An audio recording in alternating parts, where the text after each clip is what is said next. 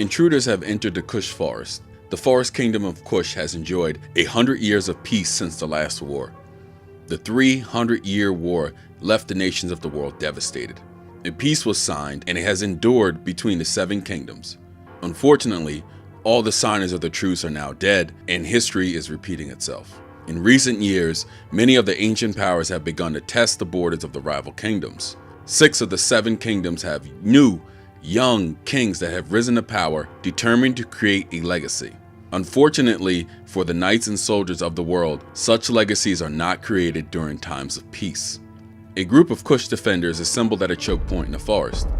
3 dedicated warriors were sent to the location when they received a message from the living forest. Long ago, the mystics of the kingdom conducted an enchantment that made the forest conscious. That consciousness now speaks to the people of the Kush Empire when intruders enter. The soldiers of the Aiko approached.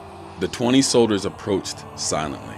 The forest whispered the location of the enemy units to the defenders. Captain Lore Youngfoot moved the Carnotaurus that she mounted toward the approaching soldiers. Laura was equipped with the ancient enchanted bow and a newly minted mystic arrows. She yelled for the Aiko intruders to come out of the shadows. One man with dark leather armor stepped from the shadows. If not for her connection to the living forest, she would have never sensed or seen him. Laura told the man to leave the Kush forest or he would be killed. He refused to leave, stating that the land belonged to the Aiko. He told them that he had been sent to survey the land in preparation for the Aiko return.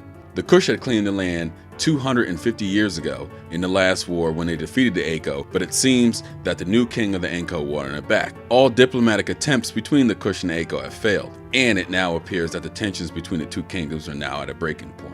They wanted the land back, and the Kush would never give it back. 4 more men exposed themselves from behind trees in the forest with blades drawn. The man snickered and sneered at the woman. It didn't seem like this engagement would end without bloodshed. With tremendous speed, the 5 men rushed toward Laura. They attacked in unison at the mounted warrior. The agility of her mount surprised them. The massive beast dropped lower and to her master's side. Laura quickly fired an arrow at one of the attackers, hitting him in the throat, killing him instantly. Layla, mounted on the raptor, entered the battle.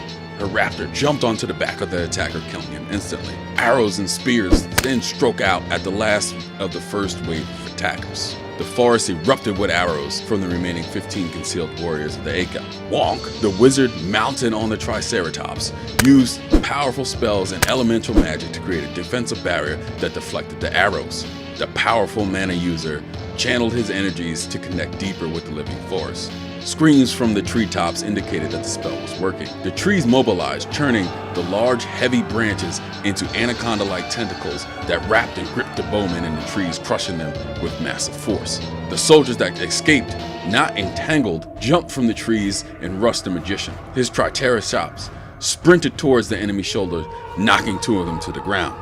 2 more were killed by arrow fire on the approach, while the remaining 2 soldiers were killed by vicious raptor strikes. The forest floor came alive to swallow all the bodies of the fallen Aiko. It absorbed them into the ground until all the enemy soldiers were gone from sight.